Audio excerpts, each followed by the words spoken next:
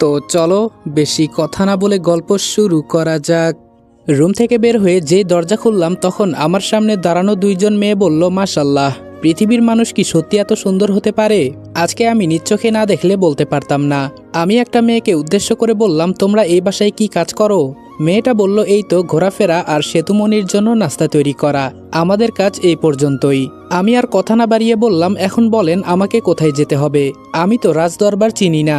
মেয়েটা আমাকে রাস্তা দেখিয়ে বলল, এইদিকে সোজা চলে যান, তবে আপনি নিজেকে একটু আড়ালে রাখবেন, আপনাকে যে কেউ আজকে দেখলে আপনার প্রেমে পড়তে বাধ্য। আমি আর কিছু না বলে হাসতে হাসতে নিচে চলে গেলাম।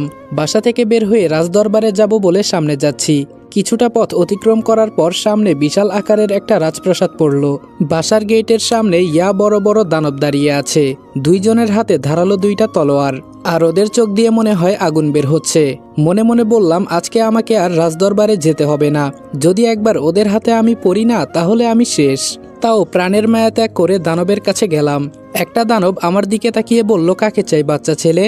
আসলে আমাকে বাচ্চা বলারই কথা, কারণ আমার থেকে 3 গুণ উঁচা আর বিশাল দেহ বিশিষ্ট আকারের দানবটা দাঁড়িয়ে আছে। আমি ভয়ে ভয়ে বললাম, জি আমাকে রাজদরবারে যেতে হবে। দানবটা আমার দিকে একবার ভালো করে তাকিয়ে বলল, তুমি তো আমাদের এখানের কেউ না, হয়তো পৃথিবী থেকে এসেছো, তাই না? আমার এসব জেনেও লাভ নেই, দেখো আমি এখানকার পাহারাদার, ভেতরে যেতে হলে অনুমতি লাগবে, তা অনুমতি নিয়ে এসেছো তো? কি এক বিপদের মাথা খেয়ে এখানে এসেছি, আর ভালো লাগছে না। এবার আমি হাসি মুখে বললাম, আমার কাছে তো সেই অনুমতি নেই। ভেতরে গিয়ে এখানকার রানীকে বলবেন রনি নামে একটা ছেলে এসেছে, তাকে কি ভেতরে ঢুকতে দিব? তাহলেই হবে, কারণ আমি ওর ফ্রেন্ড। দানবটা বোকার মতো আমার দিকে তাকিয়ে বলল, সত্যি তো? আমি বললাম, বিশ্বাস না হলে ভেতরে গিয়ে একবার বলেই দেখেন। আমার কথা মতো দানবটা ভেতরে চলে গেল।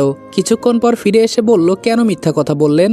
রানী তো বলেছে আপনাকে নাকি চিনে না, আর আপনি আমাদের রাজ্যে কিভাবে এলেন? তাড়াতাড়ি এখান থেকে চলে যান, যদি আপনি অন্য কারো নজরে পড়েন তাহলে শেষ। আমি আর কি বলবো, আমার কথা বলা বন্ধ হয়ে গেছে। রিয়া নিজ মুখে বলেছে আমাকে নাকি চিনে না। মুচকি একটা হাসি দিয়ে যেই পেছনে ফিরে হেঁটে যাব তখনই পেছন থেকে ডাক আসলো, রনি।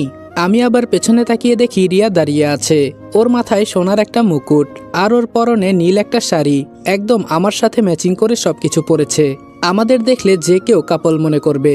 দানবটা আমার দিকে তাকিয়ে বলল, তাহলে আপনি সত্যি? আমি শুধু রিয়াকে বললাম, আমাকে নাকি আপনি চিনেন না, থাক আর চেনা লাগবে না, আমি চলে যাচ্ছি।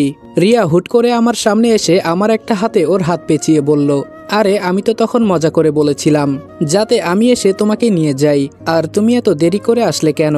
তুমি আসার আগে আমার চাচা আমাকে সব বুঝিয়ে দিয়েছে। তখন আমি বললাম, এই জন্যই তো বলছি আমি চলে যাই, এখানে দাঁড়িয়ে থেকে কি লাভ আছে? রিয়া আমাকে বলল, ভেতরে চলো, তোমাকে সবার সাথে পরিচয় করিয়ে দেই, কারণ তুমি আমার একমাত্র বন্ধু। রিয়া আমার হাত ধরে ভেতরে নিয়ে যাচ্ছে, আর আমি পেছনে পেছনে যাচ্ছি। আমি বললাম, রিয়া একটা কথা বলবো? রিয়া বলল, বলো। আমি বললাম, তুমি শরীরে যে সুগন্ধি ব্যবহার করো না, আমার তো মাঝে মাঝে মন চায় তোমার মাঝে মগ্ন হয়ে যাই। রিয়া বলল, হয়েছে, আর পাম দিতে হবে না, এখন চুপচাপ থাকো, কোনো কথা বলবে না, ঠিক আছে? আমার পাশে গিয়ে দাঁড়িয়ে শুনবে আমি কি বলি। হঠাৎ করে রিয়া দাঁড়িয়ে বলল, আমার জন্য নিজের জীবন দিতে পারবে তো? আমি বললাম, হঠাৎ এই কথা কেন রিয়া? রিয়া বলল, না, আমি শুনেছি ভালোবাসার জন্য মানুষ নাকি সবকিছু করতে পারে, এমনকি মরতেও পারে, তুমি আমার জন্য জীবন দিতে পারবে? আমি শুধু বললাম, তুমি না আমাকে বললে আমি তোমার যোগ্য না, এখন হঠাৎ এই কথা বলছো কেন? রিয়া বলল, কার মন কখন পরিবর্তন হয় এটা বলা যায় না, এখন আমি তোমাকে কি বললাম, আমার জন্য সবকিছু করতে পারবে তো? আমাকে কথা দাও। রিয়ার দিকে মায়াবী দৃষ্টিতে তাকিয়ে বললাম, বিনিময়ে আমার পাশে থাকবে তো তুমি? রিয়া আমার হাতটা জড়িয়ে ধরে বলল, এভাবে তোমাকে ধরে রাখবো, এখন চলো, আর আমার সাথে ম্যাচিং করে তোমার জন্য সবকিছু নিয়ে এসেছি, আমি জানি তোমার নীল কালার খুব পছন্দ, কেমন হয়েছে বলো তো? এবার আমি খুশি হয়ে বললাম, অনেক ভালো হয়েছে। আমি আবার বললাম, রিয়া তুমি ভেবেচিন্তে বলছো তো, নাকি তুমি আমার সাথে মজা করছো? রিয়া আমার চোখের উপর চোখ রেখে বলল, আমি হয়তো তোমাকে মিথ্যে কথা বলতে পারি, কিন্তু আমার চোখের দিকে একবার ভালো করে তাকিয়ে দেখো, তাহলে বুঝতে পারবে। আর আমি তোমার সাথে থেকে তোমার ব্যবহার সবকিছু আমার পছন্দ হয়েছে, বিশেষ করে তুমি যখন আমাকে বাঁচিয়ে নতুন করে জীবন দিয়েছো, তখন থেকেই আমি এই মন তোমাকে দিয়ে দিয়েছি। মনে মনে প্রতিজ্ঞা করেছিলাম, যার জন্য বেঁচে এই পর্যন্ত আসলাম, যদি জীবনে বিয়ে করি তাহলে তাকেই করব, আর কাউকে না। আর আমি জনিকে ডেকে এনে ভালোবাসার কথা এই জন্য বলেছি যাতে আমি বুঝতে পারি আমার জন্য তোমার মনে কতটুকু ভালোবাসা আছে। তুমি এভাবে আমার দিকে তাকিয়ে কি দেখছো? তোমার কি মনে হয় আমি মিথ্যে কথা বলছি? আমিও বোকা মনে উত্তর দিলাম, আরে না, মিথ্যা বলবে কেন? আমি আগেই জানতাম তুমিও আমাকে ভালোবাসবে, এটা আমার বিশ্বাস ছিল। রিয়া বলল, হয়েছে, এখন আর বেশি কথা বলা যাবে না, আমাদের জন্য সবাই হয়তো অপেক্ষা করছে। আমি রিয়ার সাথে হেঁটে হেঁটে সামনে যাচ্ছি, তবে আমার কেন জানি মনে হচ্ছে রিয়া আমার সাথে মজা করছে। এখানে কোনো না কোনো প্যাচ তো অবশ্যই আছে। রিয়া যখন আমাকে ভালোবাসি কথাটা বলছিল তখন ওকে দেখে কেমন জানি বিরক্ত বিরক্ত লাগছিল। রিয়ার সাথে কিছু দূর ভেতরে যেতেই সামনে এত সুন্দর করে সবকিছু সাজানো গোছানো, দেখে মনে হচ্ছে এখানে যা কিছু মালামাল আছে সব কয়টা সোনার তৈরি, শুধু জিন আর পরীগুলো ছাড়া। রিয়ার সাথে আমি ভেতরে প্রবেশ করার পর সবাই একসাথে দাঁড়িয়ে গেল। এখানে বিশাল বড় বড় জিনরা বসে আছে, মানে এক এক সাইডে এক একজন। এক লাইনে জিন, অন্য লাইনে দানব, আবার আরেক লাইনে পরীরা আছে। তবে এখানে আরো অনেকেই আছে, যেগুলো মানুষ নাকি জিন পরী কিছুই বোঝা যাচ্ছে না, দেখতে একদম বিশ্রী। এসব দেখে আমার কি, আমি শুধু রিয়ার পেছনে পেছনে যাচ্ছি, আর সবাই মুগ্ধ হয়ে আমার আর রিয়াকে দেখছে। সবাই হয়তো ভাবছে রিয়ার সাথে আমার কিছু একটা আছে, কারণ যে কেউ আমাদেরকে দেখলে স্বামী স্ত্রী বলবে। আর আজকে আমাকে যা লাগছে না, আয়নাতে নিজেকে দেখে নিজেই ক্রাশ খেয়ে ফেলেছিলাম। রিয়া গিয়ে সবচেয়ে উঁচু একটা সোনার তৈরি চেয়ারে বসলো, এটাই হয়তো এখানকার রাজাদের চেয়ার। আমার পাশে সেতু আর ওর বাবা মা দাঁড়িয়ে আছে। সেতু আমার কাছে এসে আস্তে করে বলল, এই তোমার আপুর সাথে এত কি, আর আপুর সাথে ম্যাচিং করে সবকিছু পরেছো কেন? আমি আস্তে করে উত্তর দিলাম, আমি এসব পরেছি, তুমি তো এনে দিলে আমাকে এসব, এজন্যই তো আমি পড়লাম। সেতু মাথায় হাত দিয়ে বলল, তার মানে এই সব কিছু আপুর কাজ। বুঝলাম না আপু কি করতে চাইছে, আর তুমি এখন এখানে আসলে কেন? আপুকে তো সব দায়িত্ব এবং সবকিছু বাবা বুঝিয়ে দিয়েছে, এখন তো এই সভা এখানেই শেষ ঘোষণা করা হবে। হঠাৎ করে রিয়া সবাইকে চুপ করতে বলল, তোমরা সবাই তো জানো আমি এখানকার রানী, এবং আজকে থেকে আমার অনুমতি ছাড়া এখানে কিছু হবে না। সবাই এক বাক্যে বলল, হুম। রিয়া আবার বলল, অনেকদিন আগে আমি এখান থেকে নিখোঁজ হয়েছিলাম। মুক্তা নামের আমার বোন আমাকে আটকিয়ে রেখেছে, আমার উপর নানাভাবে অত্যাচার করেছে। রিয়া আমার দিকে হাত দিয়ে ইশারা করে বলল, এই ছেলেটা শেষ পর্যন্ত আমাকে বাঁচিয়ে এখানে নিয়ে এসেছে। থাক, এসব বলে আর লাভ নেই। এখন সবাই একটা ভিডিও মনোযোগ সহকারে দেখো কেমন? আগে ভিডিওটা দেখো, তারপরে আমি সব কিছু বুঝিয়ে বলবো। আমার সামনে একটা ভিডিও প্লে হলো, যেখানে একটা ছেলে আর একটা ডানাওয়ালা পরী বসে আছে, হয়তো রোমান্টিক কিছু আছে এখানে। খুব মনোযোগ সহকারে দেখছি আমি। ভিডিওর মাঝে পরীটা বলল, আমাকে সব সময় তোমার পাশে রাখবে তো? ছেলেটা বিনা দ্বিধায় বলল, হুম। এভাবে অনেকক্ষণ ভিডিওটা প্লে হলো। পরীটা তার রাজ্য ছেড়ে এসে ছেলেটাকে বিয়ে করলো, কিন্তু অবশেষে বাসর রাতে দেখা গেল ঘরের চার কোনায় চারজন তান্ত্রিক বসা, আর পরীটা বিছানার মাঝখানে পড়ে ছটফট করছে আর বলছে, আমার সাথে এরকম তুমি করতে পারো না, আমি তোমাকে অনেক ভালোবাসি। ছেলেটা যখন দরজা দিয়ে ভেতরে প্রবেশ করলো, তার সাথে আরো 5 জন বন্ধু ছিল। ছেলেটা হাসতে হাসতে বলল, বন্ধু, অবশেষে আমাদের ছলনা কাজে লাগলো। খুব ইচ্ছে ছিল একটা পরীর সাথে রাত কাটাবো সবাই মিলে, আর আজকে সেটা সত্যি হলো। এখন চল, বেশি দেরি করা যাবে না। অপরদিকে পরীটা চিৎকার দিয়ে কান্না করে বলছে, তুমি আমার সাথে এমনটা করতে পারো না, এত ভালোবাসতাম আমি তোমাকে। তুমি যদি নীরবে আমাকে বলতে, আমি তোমার জন্য জীবন দিয়ে দিতাম। আর তুমি সবাইকে নিয়ে এসে আজকে এই পর্যন্ত ভিডিওটা প্লে হলো, আর বাকিটা কেটে শেষটুকু প্লে করলো। শেষের ভিডিওতে দেখা যাচ্ছে পরীটার শরীর ছেলেগুলো টুকরো টুকরো করে রাস্তার কুকুরগুলোকে ছিটিয়ে দিচ্ছে। হঠাৎ করে ভিডিওটা আপনা আপনি বন্ধ হয়ে গেল, সবকিছু একদম নিস্তব্ধ হয়ে আছে। রিয়া কান্না করতে করতে বলল, আমি এসবের কিছুই জানতাম না। যখন এখানে আসি তখন শুনি আমার বড় বোন, মানে সেতুর বড় যে বোন ছিল, এটাই হলো এই মেয়েটা। ওরা আমার বোনকে মেরেছে, ওদেরকে আমি ছাড়বো না। রিয়া চেয়ার থেকে লাফ দিয়ে নিচে নেমে আমাকে জোরে একটা লাথি দিয়ে বলল, তোরা মানুষ জাতি এতটা খারাপ যে আমি এটা আগে জানতাম না। আবার বলিস আমাকে ভালোবাসিস, ছাড়বো না আমি তোকে। আমার বোনকে যে মেরেছে ওদের আমি ছাড়বো না। আর এটা জেনে রাখ, যে ছেলেটা আমার বোনের সাথে ভালোবাসার নাটক করেছে সে আর কেউ না, তোর বেস্ট ফ্রেন্ড রিপন। তুই হয়তো ওকে দেখে চিনতে পারিসনি। রিয়াকে সরিয়ে সেতু আমাকে উপরে তুলে এমন জোরে নিচে ফেলে দিয়েছে, মনে হলো যেন আমার হাড্ডি ভেঙে একাকার হয়ে গেছে। সেতু কান্না করে বলছে, ও আমার একমাত্র বড় বোন ছিল, ও ছিল খুব আদরের। আর তোর বন্ধু? এতদিন খুব সহ্য করেছি, যেদিন জানতে পারলাম তুই ওর বন্ধু, সেই দিনই তোকে মেরে ফেলতাম। শুধু আপুর কারণে কিছু করতে পারি নাই। আর মানুষ জাতি কুকুরের থেকেও নিকৃষ্ট। সেতু জোরে কান্না করতে করতে বলছে, ওই কুকুরগুলো আমার আপুর টুকরোগুলো খায় নাই, কারণ ওরা জানে এটা কারো শরীরের মাংস। ছাড়বো না আমি তোকে। সেতুর বাবা সেতুকে ধরে শান্ত করে বলল, সবকিছু চিন্তা ভাবনা করে করতে হবে। এই ছেলেকে এখন নিয়ে যাও, পরে দেখতেছি ওকে কি করা যায়। এতক্ষণ আমার সাথে যা যা হয়েছে সবকিছু আমার কল্পনা মনে হচ্ছে। তার মানে এতদিন ওরা আমার সাথে অভিনয় করেছিল, আর রিয়া আমার সাথে এটা করতে পারলো কিভাবে? যা করেছে রিপন করেছে, এখানে আমার কি দোষ?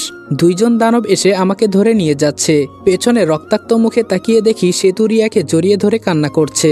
আর কেন যেন মনে হচ্ছে আমি এই ভিড়ের মাঝে মুক্তাকে দেখতে পাচ্ছি। ওই তো মুক্তা এক কোনায় দাঁড়িয়ে আমার দিকে তাকিয়ে হাসছে। মুক্তা ইশারা করে বলল, এই সব কিছু খুব তাড়াতাড়ি আমার হবে। হঠাৎ মুক্তা হাওয়ায় মিলিয়ে গেল। কখন যে আমি জ্ঞান হারিয়ে ফেলেছি বলতে পারি না। যখন আমার চোখ খোলার মতো শক্তি হলো তখন আমি চোখ খুলতে চেষ্টা করলাম, কিন্তু আমার চোখে কোনো কিছু পড়ার কারণে চোখগুলো অতিরিক্ত জ্বালাপোড়া করতে লাগলো। ধীরে ধীরে আমার চোখ এমনভাবে জ্বলতে লাগলো যেটা আমি সহ্য করতে পারছি না।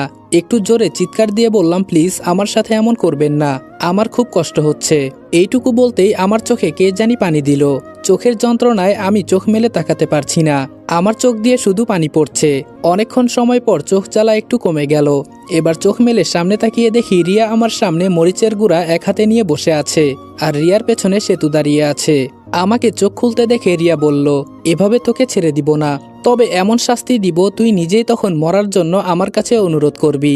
এবার আমি রিয়ার দিকে তাকিয়ে বললাম, বাহির থেকে তোমাকে দেখলে বোঝাই যাবে না তোমার ভেতরে এত নোংরামিতে ভরা।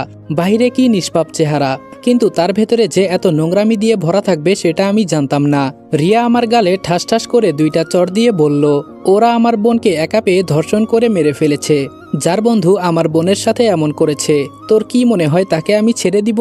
আমার বোনকে ওরা যে অবস্থা করেছে, ওদের ফ্যামিলির বন্ধু বান্ধব যারা আছে ওদের সবাইকে এমন এমন শাস্তি দিব, ওরা তখন শুধু মরার জন্য আফসোস করবে। রিয়ার কথা শুনে আমি কিছুক্ষণ চুপচাপ থেকে বললাম, আমাকে একটু পানি দিবে, খুব পিপাসা পেয়েছে। সেতু রাগে আমার কাছে এসে চেয়ার সহ আমাকে লাথি দিয়ে নিচে ফেলে দিল। রিয়া সেতুকে আটকিয়ে বলল, আরে এত তাড়াতাড়ি ওকে মারবো না, একটু সহ্য কর, যা ওর জন্য একটু পানি নিয়ে আয়। রিয়ার কথা শুনে সেতু কাকে জানি ডাক দিয়ে বলল পানি দিতে। রিয়া আমাকে তুলে বলল, নিজের মৃত্যু নিজেই সামনে দেখতে পাচ্ছিস, ভয় করে না? আমি হাসতে হাসতে বললাম, খুব সুন্দর একটা জীবন ছিল আমার। আমার কাছে আমার আম্মু ছিল সবচেয়ে বেস্ট, অনেক ভালোবাসতেন এই মানুষটা আমাকে। আবার বাহিরে আমার বেস্ট ফ্রেন্ড ছিল দুইজন, একজনের নাম রিপন, আরেকজন হলো মিতু। সব সময় ওদের সাথে আমি বাহিরে বেশি ঘোরাঘুরি করতাম। তবে আমি আমার জীবনের থেকেও একজনকে বেশি ভালোবাসতাম, সেটা হলো আমার সিনিয়র চাচাতো বোন। আমি ওকে ভালোবাসতাম, কিন্তু ও বিনিময়ে আমাকে বকা দিত, তবে আমি তাতেও খুশি ছিলাম। মানুষ বলে দূর থেকেই ভালোবাসা নাকি খুব সুন্দর হয়। খুব সুন্দর ছিল আমার জীবন, সব মিলিয়ে আমার জীবন ভালোই যাচ্ছিল। কিন্তু কে জানতো আমার চাচাতো বোন আমার সৎ বাবার সাথে পরকীয়া প্রেমে জড়িয়ে পড়বে। একটা মানুষের মেধাশক্তি কখন কাজ করে না জানেন? যখন সে দেখে তার ভালোবাসার মানুষ অন্য কারোর সাথে শুয়ে আছে। ওরা আমাকে রুমে বেঁধে নষ্টামি করেছে। আমার আম্মু এসে এসব দেখেছে বলে ওরা আমার আম্মুকে মেরে ফেলেছে। অবশেষে আমাকে আমার নিজের আম্মুকে খুনের অপবাদে জেলে ঢুকিয়েছে। শেষমেশ এই অপবাদটাও আমাকে দিয়েছে। আমার কারণে নাকি আমার চাচাতো বোন প্রেগনেন্ট। ফাঁসির আদেশ থেকে বাঁচার জন্য চাকর হলাম, আর সেখান থেকে একজনকে নিজের জীবনের ঝুঁকি নিয়ে মুক্ত করলাম। এবার হাসতে হাসতে কান্না করে দিয়ে বললাম, শেষ পর্যন্ত আমি কি পেয়েছি? বিনা কারণে সাজা। আমার সাথে কেন এমন হয় বলতে পারবে রিয়া? তুমি তো তোমার বোনকে আমার বন্ধু ধর্ষণ করে মেরে ফেলেছে এইটা দেখেছো, আর আমি আমার মাকে নিজ চোখে খুন হতে দেখেছিলাম, কিন্তু আমার হাত পা চোখ বাঁধা ছিল, কিছুই করতে পারি নাই আমি। এখন তোমাদের যেরকম লাগছিল তখন আমারও ঠিক তেমনই লেগেছিল, কিন্তু আমি কিছুই করতে পারি নাই। বিনা কারণে শুধু শাস্তি পেয়ে গেলাম। তবে একটা কথা কি জানো রিয়া, আমি তোমাকে কখন যে মন থেকে ভালোবেসে ফেলেছি বলতেও পারি না। হঠাৎ করে সেতুর বাবা চাবুক হাতে নিয়ে রুমে ঢুকে আমার শরীরে জোরে আঘাত করে বলল, আমার এক মেয়েকে মেরে তোদের শান্তি হয় নাই, এখন আমাদের আরেকটা মেয়েকে মারতে চাস? তোর সাহস তো কম নয়। এসব বলছে আর ইচ্ছে মতো আমাকে চাবুক দিয়ে আঘাত করছে। আমি শুধু চোখ বন্ধ করে সহ্য করছি, কিছু বলতে পারছি না। এক একটা আঘাতে মনে হচ্ছে যেন আমার দেহ থেকে প্রাণ বেরিয়ে যাবে, শরীর ফেটে রক্ত পড়ছে। সেতু আর রিয়া দূর থেকে দাঁড়িয়ে দাঁড়িয়ে দেখছে। সেতুর বাবা হঠাৎ করে আমাকে মারা বন্ধ করলো।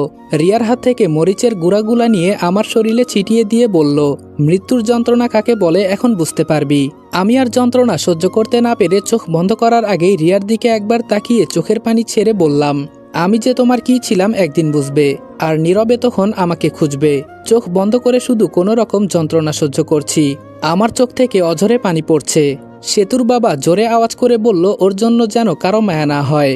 একটা কথা মনে রাখবে, এদের মতো মানুষরা খুব খারাপ হয়। এদের তুমি যতই ভালো ভাবো না কেন, এর থেকেও বেশি খারাপ। সেতু, ওর উপর নজর রাখিস। যে মুক্তার মায়াজাল ভেঙে পালিয়ে চলে এসেছে, সে চাইলে এখান থেকেও পালিয়ে যেতে পারবে। সেতুর বাবা হয়তো চলে গেছে। এইদিকে আমার এতটা পরিমাণে কষ্ট হচ্ছে। আমার মনে হচ্ছে আজকে যদি আমার সত্যিই মৃত্যু হতো, তাও এতটা কষ্ট হতো না। হঠাৎ শরীরে পানি পড়তে দেখে চোখ খুললাম। চোখ খুলে তাকিয়ে দেখি রিয়া আমার শরীরে পানি দিচ্ছে। আমি শুধু চুপচাপ বসে আছি। আমি বললাম, একটা কথা জানো রিয়া, মানুষ সবাই খারাপ হয় না। আর রিপন আমার বন্ধু ঠিকই, কিন্তু ও মিতুকে গোপনে বিয়ে করেছে, আমাকে বলে নাই পর্যন্ত। আমি ওদের বন্ধু ভাবলেও ওরা আমাকে বন্ধু ভাবে না। আমি মেয়েদের খুব সম্মান করি। বিশ্বাস করো, আমি যদি তখন ওখানে থাকতাম, আমি নিজ হাতে ওদের কুবিয়ে মারতাম। বিনা কারণে আমাকে এখন যেভাবে শাস্তি দিচ্ছ না, একদিন সবকিছু হারে হারে টের পাবে। রিয়া কোনো কথা বলল না, চুপচাপ আমার শরীরে কিছুক্ষণ পানি দিয়ে বলল, তোমার বন্ধুরা আমার বোনকে মেরেছে, সেখানে তুমি বাঁচবে এটা কখনো আশা করিও না।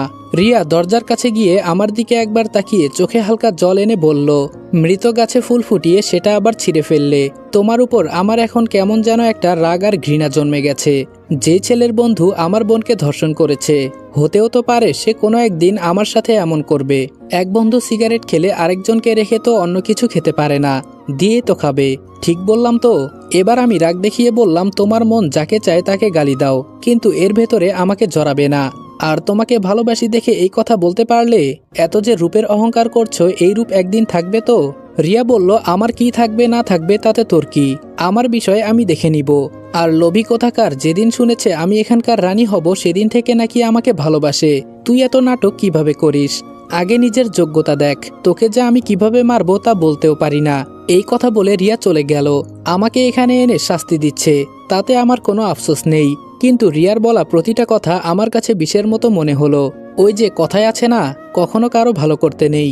যার জন্য এত কিছু করলাম, সে আজকে আমাকে বলে আমি নাকি তার যোগ্য না। যা, তোর ভালোবাসা আমার দরকার নেই। আমি দেখে নিব তুই কোন ধরনের রাজকুমার বিয়ে করিস। আচ্ছা, এসব কথা এখন বাদ দেই। আমার মাথায় একটা জিনিস ঢুকছে না, রিপন জানতো মেয়েটা একজন পরী, এরপরেও ও বন্ধুদের নিয়ে মেয়েটাকে ধর্ষণ করলো কেন? ও তো মেয়েদেরকে খুব সম্মান করে।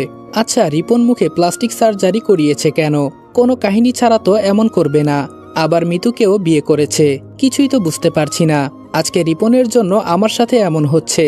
হালার পোহালা একবার শুধু এখান থেকে মুক্ত হই, দেখে নিব একটা একটা করে সবাইকে। আর কাউকে আমার লাইফে লাগবে না, আমি একাই যথেষ্ট। আর কারো মায়ায় জড়াবো না। হঠাৎ করে কেউ বলে উঠল, কি খবর মিস্টার রনি, কেমন যাচ্ছে তোমার দিনকাল? কাপা কাপা কণ্ঠে বললাম, মুক্তা। মুক্তা হাসি দিয়ে রুমে ঢুকে বলল, তোকে দেখে আমার খুব মায়া লাগছে রে। বিনা কারণে সবাই তোকে অত্যাচার করছে। আজকে যদি আমার কথা মেনে আমার কাছে থাকতি, তাহলে আর এমন হতো না। একমাত্র তুই সেই বুদ্ধিমান ছেলে যে কিনা আমার মায়াজাল ভেঙে পালিয়ে চলে এসেছে। ভবিষ্যতে আমি তোকে নোবেল দিয়ে দিব। আমি বললাম, মুক্তা তোমার কি চাই এখানে? মুক্তা আমার সামনে বসে বলল, চিন্তা করিস না, আমি তোকে খুব তাড়াতাড়ি এখান থেকে মুক্ত করব, কারণ খুব তাড়াতাড়ি আমি এখানকার রানী হব। আমি বললাম, সেটা বসে বসে শুধু স্বপ্ন দেখ, রিয়ার শক্তির সাথে তুমি কখনো পারবে না। আর মুক্তা বলল, যে পর্যন্ত বললি সে পর্যন্তই থাক। তুই হয়তো জানিস না এই মুক্তা কি জিনিস। আমি এখানকার সবকিছু তছনছ করে দিব, আর আমি নতুন করে আরেকটা জগৎ গঠন করব। সেখানে রিয়া থাকবে আমার একমাত্র চাকর, আর তুই থাকবি আমার হাজবেন্ড। আমি বললাম, তুই আমার আম্মুকে, আমার চাচাতো বোন আর সৎবাবাকে দিয়ে খুন করিয়েছিস। আমি তোকে কখনোই ক্ষমা করব না, আবার বলিস হাজবেন্ড। মুক্তা আমার ক্ষত জায়গায় হাত দিয়ে জোরে একটা টান দিয়ে বলল, আমার সাথে লাগতে আসবি না, জ্বলে পুড়ে ছাই হয়ে যাবি।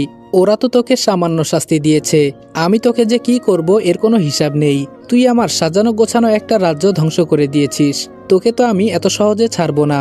আমি ব্যথায় একটু চিৎকার দিয়ে বললাম, কসম করে বলছি, আমি এখান থেকে যদি কোনো একদিন ছাড়া পাই, সব কয়টাকে আমি দেখে নিব। মুক্তা আমার চুল ধরে আমার ঠোঁটে ঠোঁট ডুবিয়ে দিল। কিছুক্ষণ পর ছেড়ে দিয়ে বলল, আবার তোর সাথে খুব তাড়াতাড়ি দেখা হবে, আর আমি খুব তাড়াতাড়ি এখানকার রানী হব। কেউ আমাকে আটকাতে পারবে না।